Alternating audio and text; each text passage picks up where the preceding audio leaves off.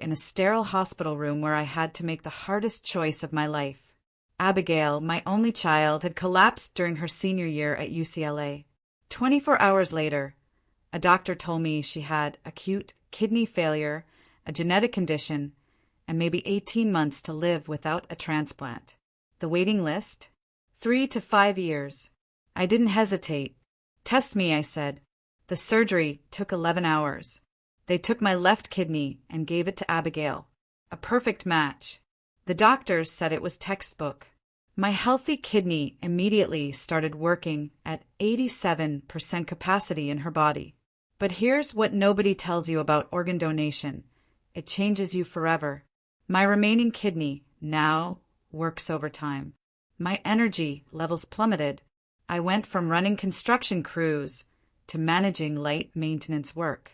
Some days I'm exhausted by noon. Abigail, though, recovered beautifully. Within 6 months, she was back at UCLA, finishing her degree. Within a year, she landed a marketing job at Sterling Luxury Brands. $85,000 a year, company car expense account. Me, I was learning to live with chronic fatigue, regular medical checkups, and a medication schedule that filled a 7-day pill organizer twice weekly. But I was proud. My sacrifice had given Abigail her life back. That's when the subtle changes began. Abigail started talking about her lifestyle. Designer clothes, expensive restaurants, a social circle that revolved around her boyfriend Trevor's wealthy family. Old money, multiple homes, the kind of people who use summer as a verb. She visited less frequently. When she did come to my small apartment, she'd glance around with what I can only describe as embarrassment. My steel-toe work boots by the door, my beat-up pickup truck in the parking lot, the afternoon naps I needed because my body couldn't keep up anymore. "Dad, you should really update your wardrobe," she'd say. "Maybe get a newer car. You're not that old." I'd just smile and change the subject. But inside, something was shifting. The real wake-up call came 6 years ago. Abigail called me crying. Trevor's parents were visiting, and she was mortified by her tiny apartment with roommates. "Dad, I can't bring them there. They'll think I'm some kind of failure." So, I did what any father would do. I used my savings, took out a mortgage, and bought her a house. Not just any house. A stunning 4-bedroom contemporary in West LA. $2.5 million. Granite countertops, hardwood floors, a kitchen that belonged in a magazine. "Consider it an early inheritance," I told her. "You've been through enough." Abigail cried and hugged me, promising she'd never forget what I'd done. But I kept the house in my name. Call it instinct. Call it protection. I told myself it was just paperwork. I'd transfer it to her eventually. Abigail moved in immediately. Trevor's parents loved it. Abigail's social status soared. Suddenly, she was the girl with the gorgeous house, hosting dinner parties and wine tastings. And slowly, I became an inconvenience. Invitations to family gatherings became suggestions that I might be too tired to attend. Weekly dinners became monthly check-ins. Abigail stopped mentioning me to her new friends. When I'd visit the house I was still paying for, Abigail seemed anxious, like she was worried I might embarrass her. But I told myself it was temporary. She was young. She'd grow out of it. I was wrong. By last December, the situation had crystallized into something I could no longer ignore. Abigail was living a life entirely funded by me, while simultaneously treating me like I was the hired help. Let me break down the numbers for you, because numbers don't lie.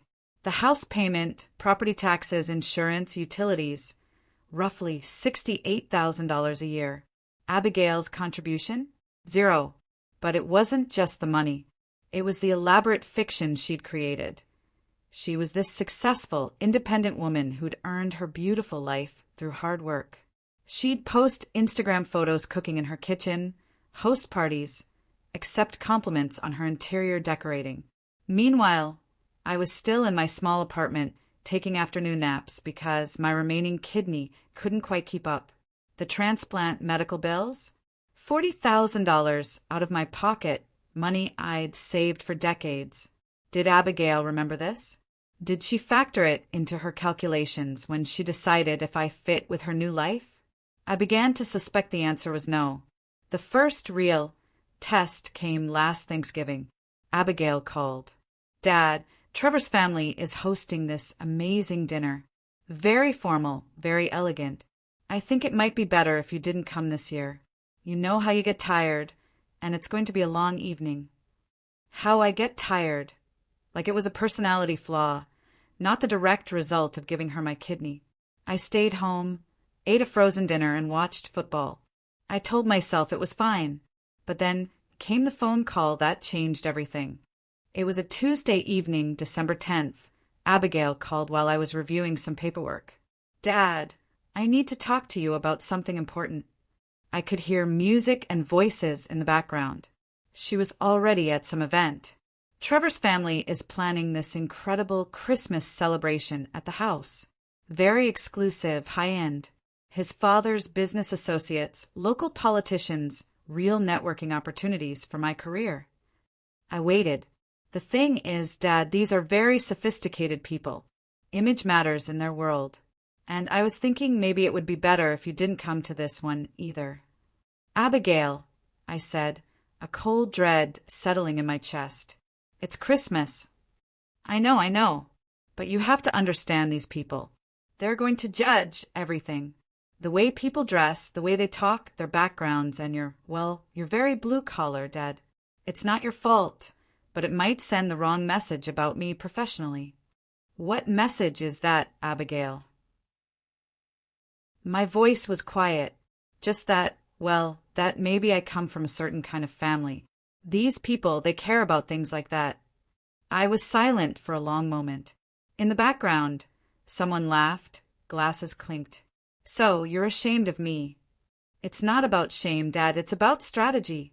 Trevor's father might offer me a position at his company.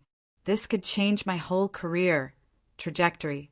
I just need everything to be perfect. Perfect. Without the man who'd given her everything. What about Christmas Day itself? Family time. We'll probably still be recovering from the party. Maybe we could do something low-key later in the week." That's when I realized I was at a crossroads. I could continue enabling this behavior, continue being the invisible benefactor who funded Abigail's life while being excluded from it, or I could draw a line. The stakes weren't just about respect, though that mattered. They weren't just about gratitude, though that mattered too. The stakes were about who I was going to be for the rest of my life. Was I going to be the man who gave everything and asked for nothing? The father who sacrificed his health and wealth so his daughter could pretend she'd earned her success independently? Or was I going to be the man who taught his daughter that actions have consequences? That respect isn't optional, and you don't get to erase the people who made your life possible. I looked at the paperwork spread across my kitchen table. House deed, mortgage statements, bank records. Everything Abigail thought was hers was actually still mine. And maybe it was time she learned that. I decided to have one honest conversation before taking any drastic action. Abigail deserved that much. Or maybe I needed it for my own peace of mind. 2 days later, Thursday evening, December 12th, I drove to the house. My house, though Abigail had long stopped thinking of it that way. I used my key, something Abigail always seemed to forget I still had. She was in the kitchen, arranging white orchids in a crystal vase. The whole place had been transformed. Caterers had clearly been through. The furniture polished to a mirror shine. Fresh flowers everywhere. It looked like something from a magazine. "Dad, what are you doing here?" she asked, startled. "We need to talk, Abigail." She glanced toward the stairs. "Trevor's upstairs getting ready. We have dinner reservations in an hour. This won't take long." I sat down at the kitchen island. The granite countertops were spotless. Everything was perfect, just like Abigail wanted it. I've been thinking about our conversation the other night. Abigail continued arranging flowers, not quite meeting my eyes. "About Christmas. Dad, I thought we settled that." "We did. That's the problem." She finally looked at me. What do you mean, Abigail? Do you remember when you were dying? Her hand stilled on the orchid stems. Dad, that was a long time ago. 8 years. Do you remember what the doctor said? Of course I remember. But why are we talking about this now? Because I'm trying to understand how we got from there to here. From where to where? I gestured around the kitchen. From me giving you my kidney to you being embarrassed that I exist. Abigail's face flushed. That's not. I never said I was embarrassed. You said, I don't fit your vibe. That's different. That's about social compatibility, not about you being ashamed of your father. She set down the flowers and crossed her arms. Dad, you're being dramatic. This is about professional networking. Image matters in business. Whose image, Abigail? Yours or mine? Both. Trevor's family operates at a certain level. They have expectations. What expectations? That the people they associate with pretend they don't have families. Abigail sighed, the sound sharp with impatience. You don't understand how their world works. Their world, not our world. Dad, I'm trying to build something here. A career, a future. Sometimes that requires making strategic decisions about social situations. I felt that cold feeling in my chest expanding. Strategic decisions like excluding your father from Christmas? It's one party, Dad. No, Abigail. It started with Thanksgiving. Before that, it was your birthday dinner where I might be too tired. Before that, it was the housewarming party where you thought I might not connect with your friends. Her jaw tightened. Those were legitimate concerns. Legitimate concerns about what? About me embarrassing you? About me not understanding the social dynamics? Because I'm blue collar? Because you're not used to these environments? You mean because I work with my hands? Because I drive a pickup truck? Because I take naps in the afternoon? Abigail's voice rose slightly. I mean because you don't know how to navigate high-stakes social situations. High-stakes social situations in the house I bought you with the kidney I gave you. She went very still. Don't what? Don't mention the inconvenient facts. Don't use the kidney thing as emotional manipulation. The kidney thing. 8 years later, my sacrifice had become the kidney thing. Abigail, do you know what my kidney function is now? 23%, down from 50% before the surgery. Do you know what that means? I know you have some fatigue issues. Some fatigue issues? I gave you an organ, Abigail, a part of my body. It's not growing back. She looked uncomfortable now, shifting her weight from foot to foot. I never asked you to do that. The words hung in the air like smoke. You never asked me to do that. I didn't. The doctors presented options, and you chose to save your life. And I'm grateful. I've always been grateful. Have you? Of course I have. When? When have you shown that gratitude, Abigail? I don't know what you want me to say, Dad. Thank you. Fine. Thank you. But that doesn't mean I owe you my entire social life. Your social life in the house I'm paying for. Abigail's eyes flashed. I never asked you to buy this house either. No, you just cried about how embarrassed you were of your apartment. That's different. How is it different? Because I didn't demand anything. You offered. I offered because I thought you needed help. I thought we were family. We are family. Family that doesn't invite each other to Christmas. Abigail threw her hands up. One Christmas party, Dad. One event that happens to be important for my career. Your career, built on my foundation. What's that supposed to mean? It means everything you have came from me, Abigail. Everything. And now you're trying to edit me out of the story. She was quiet for a moment, and I thought maybe I'd gotten through to her. Then she said, Dad, I appreciate everything you've done, but I can't live my life trying to pay back every sacrifice you made. That's not fair to either of us. I'm not asking you to pay me back, Abigail. I'm asking you to remember that I exist. You're asking me to compromise my future for your feelings. And there it was, the thing that had been building between us for years, finally out in the open. My feelings versus her future, as if they were mutually exclusive, as if acknowledging me would somehow destroy everything she'd built. I stood up slowly. Abigail, I want you to think about something. Really think about it. You won the genetic lottery, getting a father who would give you his kidney. But lottery winners who forget how they got lucky tend to lose everything they won. I headed for the door. Dad, where are you going? Home, to my apartment, the one I can afford on a maintenance worker's salary. I paused at the door. Enjoy your dinner reservations. The drive home gave me time to think, and what I was thinking scared me because it felt like clarity. For years, I'd been operating under the assumption that Abigail would eventually mature, that she'd recognize what we built together and want to protect it. I'd been patient, understanding, willing to make excuses for her behavior. But Abigail wasn't going through a phase. She was becoming someone I didn't recognize, someone who saw love and sacrifice as transactional inconveniences. Back at my apartment, I made myself a cup of coffee and spread Tom Bradley's paperwork across my small dining table. Tom's my real estate agent and an old Army buddy. He'd been helping me understand some investment opportunities. But tonight, I was looking at everything with new eyes. The house deed, stamped and official. Paul Thompson, sole owner. The mortgage paperwork, clear and binding. Paul Thompson, sole borrower. The insurance policies, the property tax statements, the utility accounts.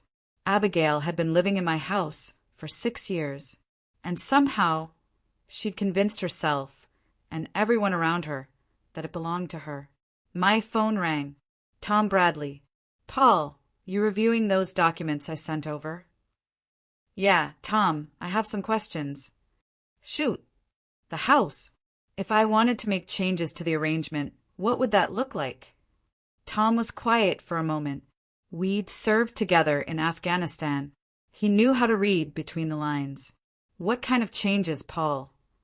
Hypothetically, if the current living situation wasn't working out. Hypothetically, you're the sole owner. You can make any changes you want, anytime you want. What about Abigail? She's been living there for years. Paul, she's not a tenant. She doesn't pay rent. Legally, she's a guest. A guest you can ask to leave whenever you choose. I absorbed that. How quickly could something like that happen? If you really wanted to move fast, we could have a listing up tomorrow. Cash buyers in this market would close in 2 weeks. That house is worth at least 2.7 now, maybe 2.8. Prime location, excellent condition. We'd have multiple offers within 48 hours. Tom, let me ask you something else.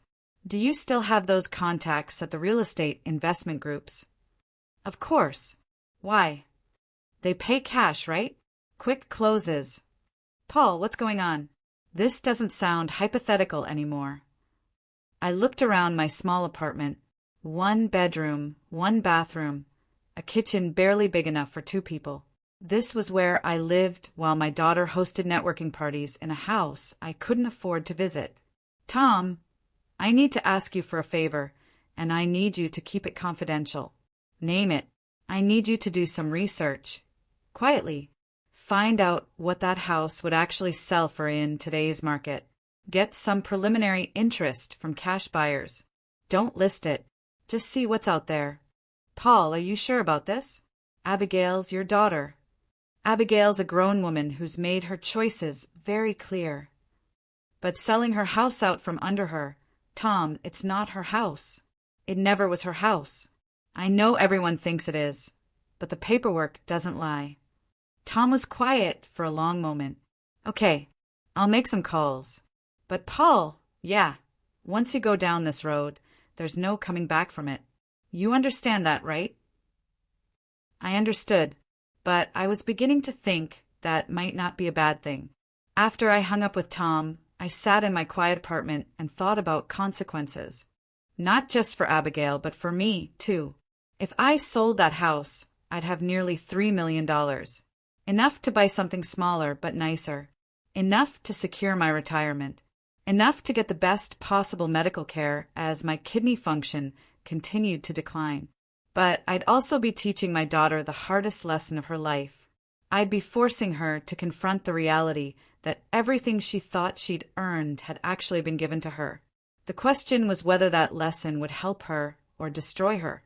My phone buzzed. A text from Abigail. "Dad, I've been thinking about our conversation tonight. Maybe we can find a compromise about Christmas. Call me tomorrow." A compromise? Even now, she was thinking in terms of negotiation rather than recognition. I set the phone aside without responding. Tomorrow, I'd call Tom back and tell him to move forward with the research. I'd start the process of reclaiming not just my house, but my dignity. Abigail would learn that compromise requires two people who respect each other. And respect, as she was about to discover, wasn't negotiable. But first, she was going to get one final chance to show me who she really was. December 15th was 3 days away, the night of her Christmas party. I'd be there whether I fit the vibe or not. December 15th arrived with the kind of crisp winter evening that makes Los Angeles feel almost seasonal. I'd spent the day thinking about what I was going to do, and by 6 p.m. my mind was made up. I drove to my house, and parked across the street. The transformation was stunning. Valet parking, professional lighting, casting dramatic shadows across the front entrance. Guests in designer clothes, stepping out of luxury cars. Abigail had spared no expense. My money, but no expense spared. I waited until the party was in full swing before walking to the front door.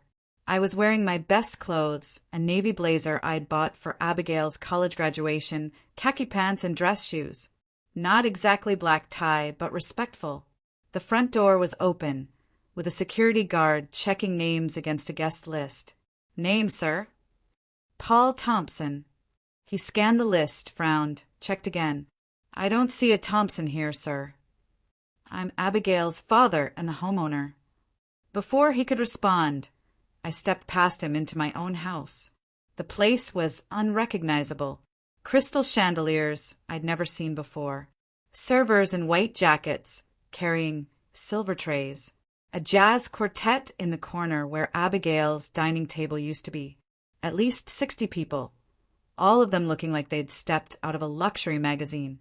I spotted Abigail immediately. She was near the fireplace, wearing a red dress that probably cost more than my monthly rent, laughing with a group that included Trevor's parents. Our eyes met across the room. The laughter died on her lips. I walked toward her, nodding politely to the guests I passed. Several of them looked at me with the kind of curious confusion you see when someone doesn't quite fit the expected pattern. "Abigail." I smiled warmly. "Beautiful party, Dad." Her voice was tight. What are you doing here?" "It's Christmas, family time, remember?" Trevor appeared at her elbow, tall and polished, in a perfectly tailored tuxedo. "Mr. Thompson, what a surprise." "Trevor, nice to see you." Abigail's face was flushed, and I could see her calculating rapidly. How to minimize this disruption? How to manage the situation? "Dad, maybe we could step into the kitchen for a moment. Actually, I'd love to meet some of your friends first." I gestured toward the group she'd been talking with. "You've told me so much about them." Abigail's panic was barely concealed now. "Dad, really, I think, Abigail, darling, aren't you going to introduce us?" The voice belonged to an elegant woman in her 60s. Trevor's mother, Margaret Ashford, if I remembered correctly. Old money, charity boards. The kind of woman who called everyone darling, whether she meant it or not.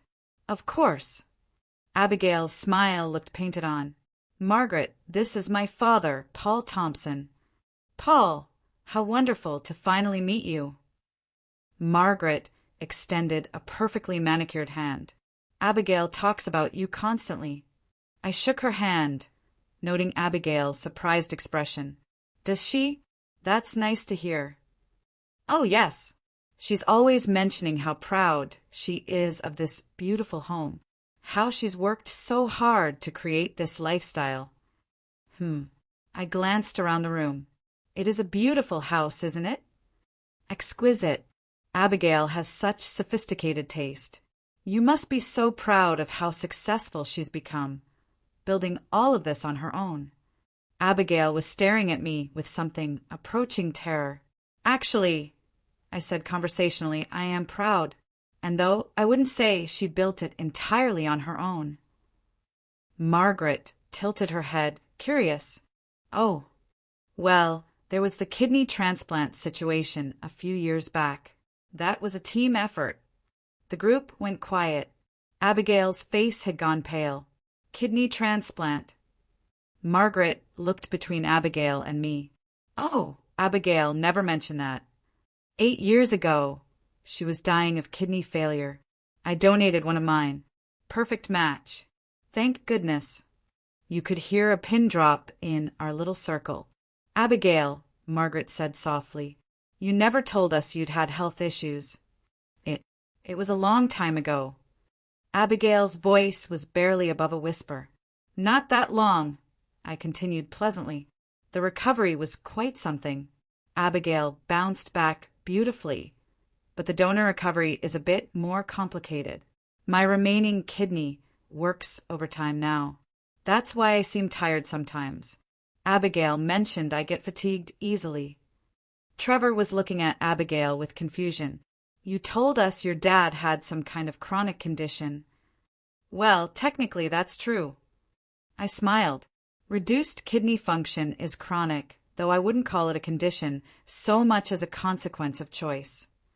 Margaret was staring at me with something approaching awe. Mr. Thompson, you gave your daughter your kidney? Wouldn't you for your child? Of course.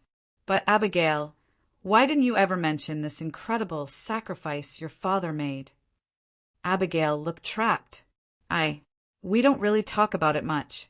Don't talk about it? Margaret looked genuinely shocked. But this man saved your life. I know that, Abigail said quietly. And this beautiful house, Margaret continued. You must have worked so hard to afford something like this. The real estate market in this area. I could see Abigail calculating again, trying to figure out how much to reveal, how much to deflect. Actually, I said before she could answer, I helped with the house too. Helped how? Trevor asked. I bought it. The silence stretched longer this time. You bought it. Margaret's voice was careful. 2.5 million. March 2018. Abigail needed a nicer place to live. Somewhere appropriate for entertaining people like yourselves. So I took out a mortgage. Trevor was staring at Abigail now. You told us you had a mortgage. She does, I said helpfully. It's just not in her name. Abigail found her voice. Dad, please. Oh, I'm sorry. Are these details too personal? I looked around the group with genuine curiosity. I just assumed, since this is a family celebration, that your friends would know about your family. Margaret was looking at Abigail with something between confusion and disappointment. Abigail, dear, your father bought you this house? It's complicated, Abigail said weakly. It's really not, I said. I wanted my daughter to have a beautiful home, so I bought her one. Any father would do the same. But you don't live here. Trevor's father had joined the conversation. Oh, no. I live across town, 1-bedroom apartment, much more suitable for a maintenance worker's budget. Maintenance worker? Margaret looked surprised. Abigail told us you were in construction management. I was before the surgery. Hard to manage construction crews when you need afternoon naps. Abigail was staring at the floor now. But that's wonderful, Margaret said, though she looked confused. I mean, not wonderful that you had to leave your career, but wonderful that you made such incredible sacrifices for Abigail. The kidney, the house, your career. Abigail, you're so fortunate to have such a devoted father. Abigail looked up then, and I saw something in her eyes I'd never seen before. something cold and calculating. "Yes," she said quietly. "Lucky me." And that's when she said the words that changed everything between us forever. "Sometimes I think I won the genetic lottery, getting someone so willing to sacrifice everything, even when nobody asked him to." Margaret looked shocked. Trevor looked uncomfortable.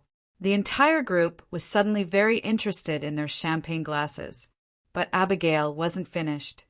"I mean, it's wonderful having a father who's so invested in making sure everyone knows about his sacrifices." The words hit me like a physical blow. "Abigail," Margaret said quietly, "that's a terrible thing to say." "Is it?" she challenged. "I didn't ask for a kidney. I didn't ask for this house. But somehow I'm supposed to spend the rest of my life being grateful for decisions other people made for me." The group was backing away now, sensing the toxic turn in the conversation. Abigail stepped closer to me, her voice dropping to a whisper only I could hear. "You want to know the truth, Dad? I wish I'd gotten that kidney from someone who matters. Someone who wouldn't spend the rest of my life making me pay for it with gratitude." I stared at my daughter for a long moment. Then I smiled. "Abigail, that's exactly what I needed to hear." I pulled out my phone and made a call right there in front of everyone. "Tom, it's Paul." "Yeah, I'm at the house now. Remember what we discussed. Move forward with everything. Tonight." Abigail's face went white. "Dad, what are you doing?" I ended the call and looked at her calmly.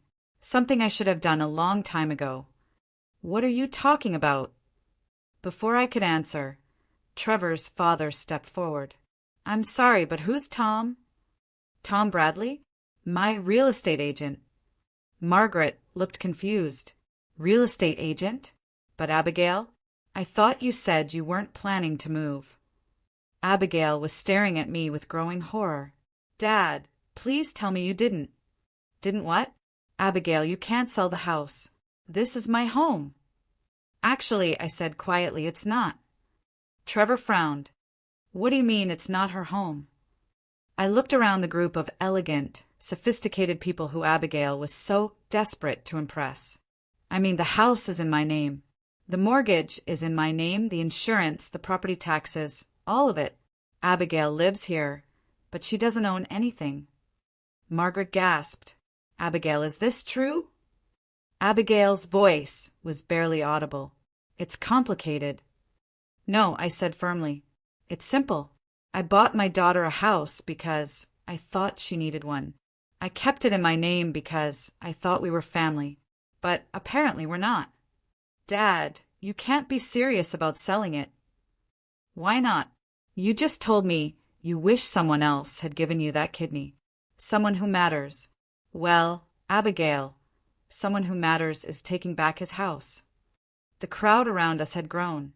Other party guests were drifting over, sensing drama. Trevor looked stunned. "Abigail, you told us your father was just a maintenance worker with health problems." "He is." Abigail said defensively. "Who bought you a $2.5 million house," Margaret said quietly. "And gave you a kidney," added Trevor's father. "And whose mortgage payments have been funding your lifestyle for 6 years," I continued.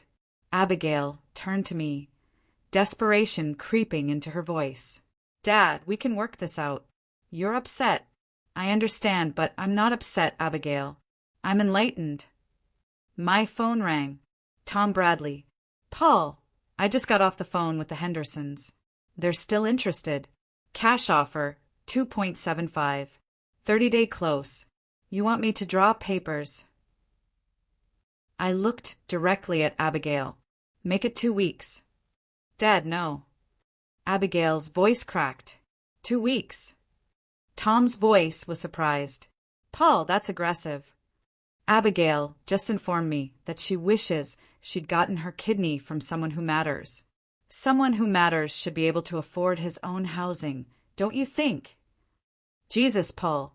She really said that in front of 12 witnesses. 2 weeks it is. I'll call them now. I hung up and looked at Abigail, who was now crying openly. "Ladies and gentlemen," I said to the gathered crowd, I apologize for disrupting your evening, but I wanted you to know that this beautiful house will be changing hands very soon. If you're interested in the neighborhood, now might be a good time to look around. Margaret stepped forward.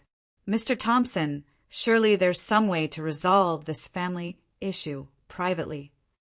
I tried that approach, Margaret, for years, but Abigail made it clear tonight that she doesn't consider us family. Abigail, Trevor said quietly, is this really happening? Abigail wiped her eyes, smearing her perfect makeup. Trevor, I can explain. Explain what? That you've been lying to me about everything?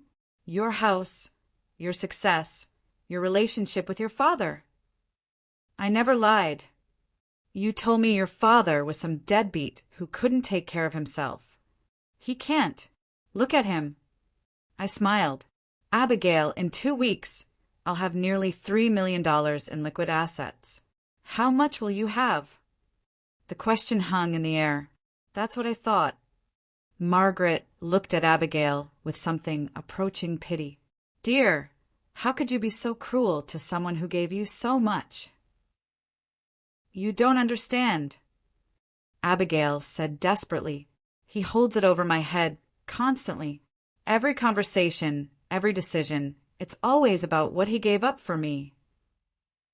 Tonight was the first time I've mentioned the kidney in months, I said calmly. But it's always there. The guilt, the expectation, that I should be grateful forever. Abigail, Margaret said softly, gratitude isn't a burden. It's a choice. Trevor was backing away from Abigail now, his face a mixture of disgust and disappointment. You know what, Abigail? I think your father is right. Someone who could say what you just said. I don't think I know you at all. Trevor, please.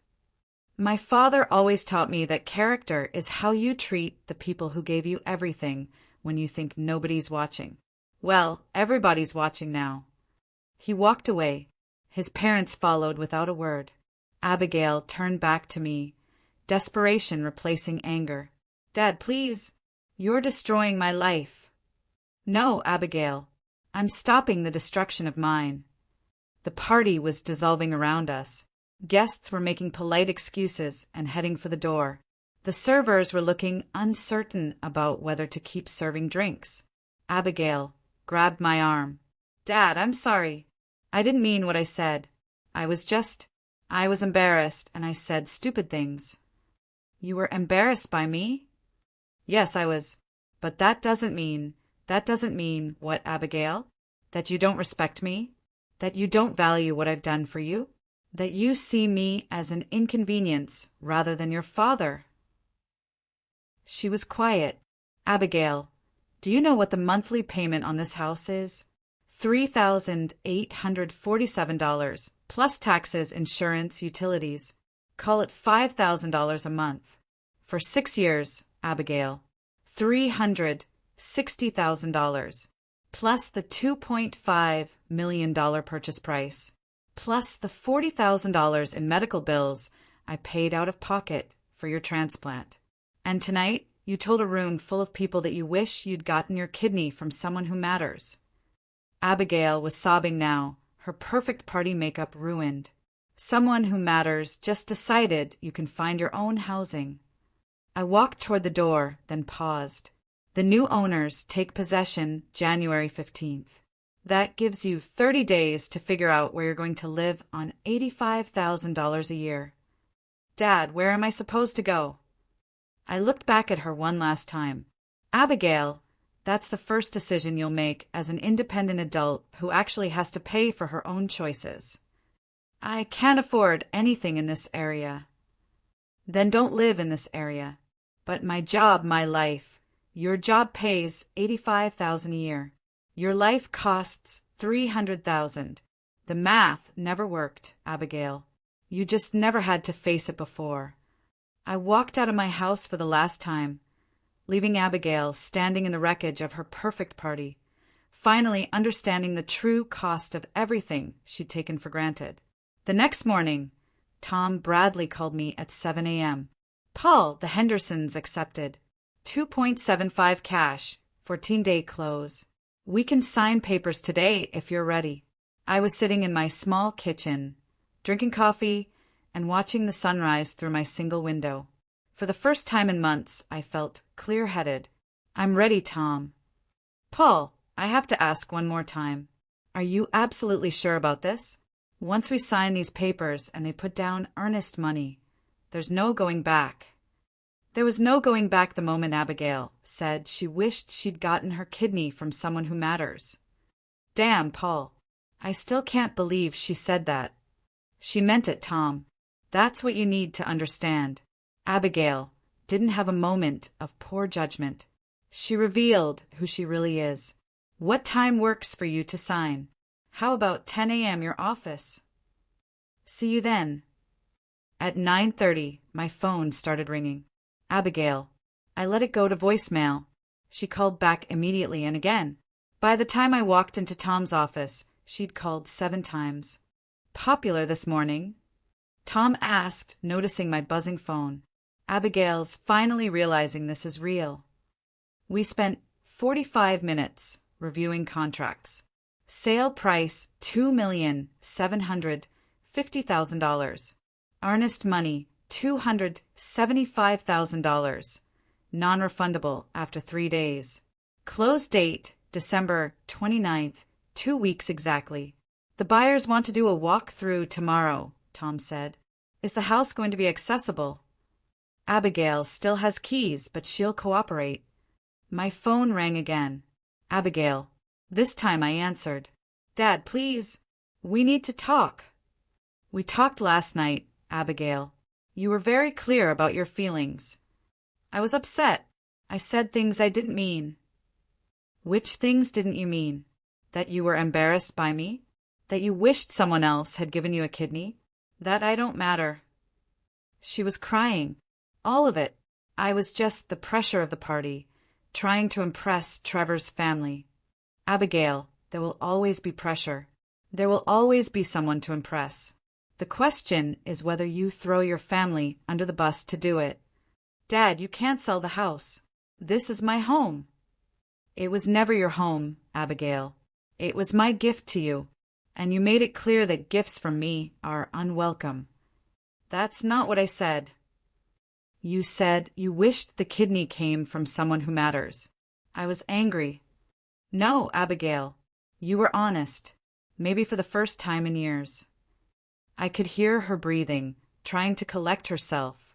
Dad, if you sell the house, I'll have nowhere to go. You'll figure it out. You're a smart, successful woman with a college degree and a good job. I can't afford rent in this area on my salary. Then don't live in this area. But my social life, my relationship with Trevor, Abigail, listen to yourself. You're more worried about your social status than your relationship with your father. That's not true.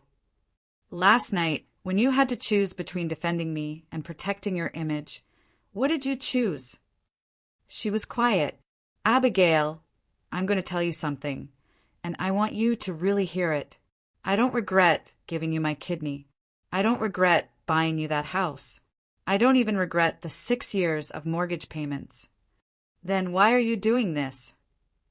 Because those weren't investments in your lifestyle, Abigail. They were investments in our relationship. And you've made it clear that our relationship has no value to you. That's not true, Dad. I love you. Love isn't a feeling. Love is a choice you make every day. And every day for the past 2 years, you've chosen your social status over your family. I can change. Can you? When Trevor's parents invite you to their next event, will you bring me? When your coworkers ask about your father, will you tell them I'm a maintenance worker who gave you a kidney? When someone compliments your house, will you tell them your dad bought it for you? She didn't answer. That's what I thought. Dad, please give me another chance. Abigail, I gave you a chance every day for 2 years. You used every one of those chances to distance yourself from me. If you sell this house, you'll ruin my life. No, Abigail. I'll stop subsidizing the life that was ruining both of us. I looked at Tom, who was trying to pretend he wasn't listening to every word. The papers are signed, Abigail. The buyers take possession December 29th. You have 4 weeks to make new arrangements. Dad, Abigail, I love you, but I won't be taken for granted anymore, and I won't pretend that disrespect is love. I hung up and turned off my phone. Tom looked at me with something approaching admiration. Paul, that took balls. Tom, that took self-respect. I should have done it years ago. The next 3 weeks were a masterclass in cause and effect. Within 24 hours of the party, word had spread through Abigail's entire social circle. Los Angeles high society is surprisingly small, and the story of Abigail's public humiliation was too juicy not to share. Margaret Ashford, it turns out, was not just Trevor's mother. She was also on the board of Sterling Luxury Brands, Abigail's employer. More importantly, she was someone who valued family loyalty above almost everything else. Abigail called me on December 18th, 3 days after the party. Her voice was hollow. Dad, I got called into HR today. I was packing boxes in my apartment, getting ready to move somewhere nicer with the proceeds from the house sale. What happened? Margaret told her friend Patricia about what happened at the party. Patricia sits on our executive committee, and they're questioning my character. They want to know how someone could treat their father the way I treated you. I didn't respond. Dad, they're talking about putting me on administrative leave pending a culture fit evaluation. Sterling Luxury Brands built their reputation on family values and authentic relationships. Having an employee who publicly humiliated the father who'd given her a kidney didn't align with their brand message. What did you tell them? I tried to explain that it was a misunderstanding, that you were being dramatic. I was being dramatic? Yes. You made this huge scene in front of all those people. Abigail, I made one phone call to my real estate agent and told the truth about who owned the house. Everything else was you. She was quiet. What else is happening, Abigail? Trevor broke up with me. I'd expected that. Trevor came from the kind of family that took care of their own. Watching Abigail discard the man who'd sacrificed everything for her was probably more disturbing to him than anything else she could have done. I'm sorry to hear that. Are you? Because it feels like you wanted this to happen. Abigail, I wanted you to understand that actions have consequences. This is what consequences look like. My entire life is falling apart. Your fake life is falling apart. Maybe now you can build a real one. By December 22nd, the story had reached the local news. A reporter had somehow gotten wind of the Christmas party organ donor incident and wanted to interview both of us. Abigail called panicked. Dad, there are reporters calling me. They want to do a story about us. What kind of story? About family values and gratitude. And Dad, this is going to ruin me professionally. Only if you let it. What do you mean, Abigail? You've already sold the house. The house was never the point, Abigail. The house was just a symptom. A symptom of what? Of you forgetting that the people who love you aren't disposable. On Christmas Eve, Abigail showed up at my apartment. I was surprised she knew where I lived. She hadn't visited in over a year. She looked terrible. Her hair was unwashed, her clothes wrinkled. The polished, sophisticated woman from the party was gone. Dad, can I come in? I stepped aside and let her into my small living room. I lost my job. I'd been expecting this too. I'm sorry, Abigail. They said I violated their core values policy, bringing disrepute to the company brand through personal conduct unbecoming. What are you going to do? She sat heavily on my old couch. My rent is $4,000 a month. I had enough savings for maybe 2 months, but without references from Sterling. She started crying. Dad, I'm sorry. I'm so sorry for everything I said, everything I did. You were right. I was ungrateful and selfish, and I took everything you did for granted. I sat down across from her. Abigail, are you sorry because you finally understand what you did wrong, or are you sorry because you're facing consequences? She looked up at me, tears streaming down her face. Does it matter? It's the only thing that matters. She was quiet for a long time. I think both. I think I've been sorry for a while, but I was too proud to admit it. And now that everything's falling apart, I can't pretend anymore. Pretend what? That I did any of this myself. That I earned this life. That I deserve to be embarrassed by the person who made it all possible. I felt something shift in my chest. Not forgiveness exactly, but recognition. This was the first honest thing Abigail had said to me in years. Abigail, do you remember what you said about wishing you'd gotten your kidney from someone who matters? She closed her eyes. I remember. Do you still feel that way? Dad, I felt that way for about 30 seconds. I was angry and embarrassed, and I wanted to hurt you the way I felt like you were hurting me. How was I hurting you? By making me face the truth. By refusing to let me keep pretending I was this self-made success story. We sat in silence for a while. Abigail, the house closes in 5 days. That's not changing. I know, but that doesn't mean we can't rebuild our relationship. She looked up, hopefully. Really, Abigail? I didn't sell that house to punish you. I sold it to save both of us. You were turning into someone I didn't recognize, and I was turning into someone who enabled that transformation. What happens now? Now, you learn to live within your means. You find a job that values your actual skills rather than your fake lifestyle. You remember what it feels like to earn something instead of inheriting it. And us? Well, we'll see. Trust is earned back, slowly, Abigail. One honest conversation at a time. She nodded, still crying, but somehow looking more like the daughter I remembered. Dad. Yeah. Thank you. For the kidney, for the house, for everything. I should have said that years ago. It was a start. 6 months later, I was living in a modest 2-bedroom condo in Manhattan Beach, walking distance from the ocean. The proceeds from the house sale had bought me the place outright, plus enough left over for a comfortable retirement. My kidney function had stabilized at 25%, not great, but manageable with proper care and regular rest. For the first time in years, I wasn't constantly exhausted. Abigail was living in a 1-bedroom apartment in Culver City, paying $1,800 a month, exactly what someone making her salary should be paying for housing. She'd found work at a smaller marketing firm, making less money, but working for people who cared more about results than connections. We had dinner together every other Sunday. Nothing fancy, usually takeout, Chinese, or pizza, eaten at my small dining table overlooking the beach. Today was one of those Sundays. Abigail arrived at 5:30, carrying a bag of Thai food and looking healthier than she had in years. How was your week? I asked as we unpacked pad thai and green curry. Good, actually. We landed that account I was telling you about, the sustainable clothing line. They liked my ideas about authentic storytelling. Authentic storytelling, I echoed, a smile playing on my lips. Imagine that.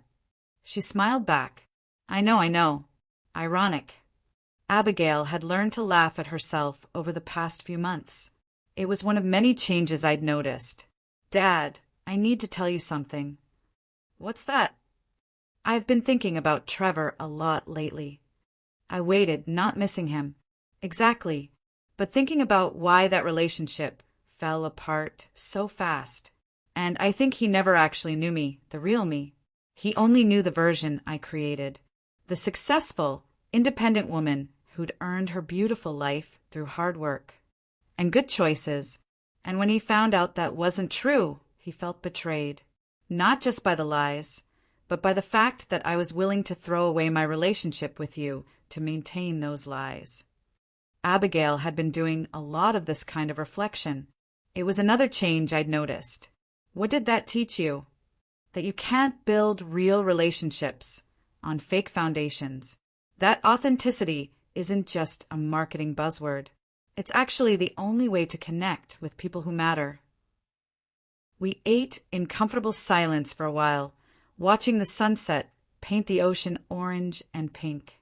Dad, can I ask you something? Of course. Do you ever regret it? Selling the house? I considered the question. Abigail, I regret that it was necessary. I regret that you and I had to go through that pain to get to where we are now. But do I regret the decision itself? No, even though it basically destroyed my life. It destroyed a life that was destroying you. There's a difference. She nodded thoughtfully. Abigail, can I tell you what I've learned from all this? Please. Love without boundaries isn't love. It's enabling. For years, I thought I was showing love by giving you everything you wanted. But what I was actually doing was preventing you from becoming the person you were capable of being. How do you mean? You're stronger now, Abigail. More honest, more resilient. 6 months ago, you would have crumbled under the pressure of finding a new job, a new apartment, a new identity. But you didn't crumble. You adapted. It was terrifying. Most growth is. Abigail was quiet for a moment, twirling pad thai around her fork. Dad, I want you to know that I think about the kidney thing differently now. How so? Before, it felt like this huge debt I could never repay. Like I owed you my entire life because you gave me part of yours. And now I realize that the kidney was just one gift among many. You gave me life, yes, but you also gave me values and work ethic and the ability to bounce back from failure. Those gifts are just as important, maybe more important. Definitely more important. The kidneys saved my life, but the other things, they made my life worth saving. I felt tears prick at the corners of my eyes. Abigail, that might be the nicest thing anyone's ever said to me. It's just the truth, Dad. It took me losing everything to see it, but it's the truth. We finished dinner as the sky darkened, talking about her work, my retirement plans, the book I was thinking about writing. As she got ready to leave, Abigail hugged me tightly. Thank you, Dad, for everything, but especially for loving me enough to let me fall. Thank you for climbing back up. After she left, I sat on my small balcony, listening to the ocean and thinking about second chances. Sometimes the greatest gift you can give someone is the opportunity to discover who they really are when everything else is stripped away. Abigail had discovered she was stronger than either of us had imagined. Have you ever had to draw a difficult line with someone you love, just to save them, or yourself? What would you have done in my place? Let me know in the comments below.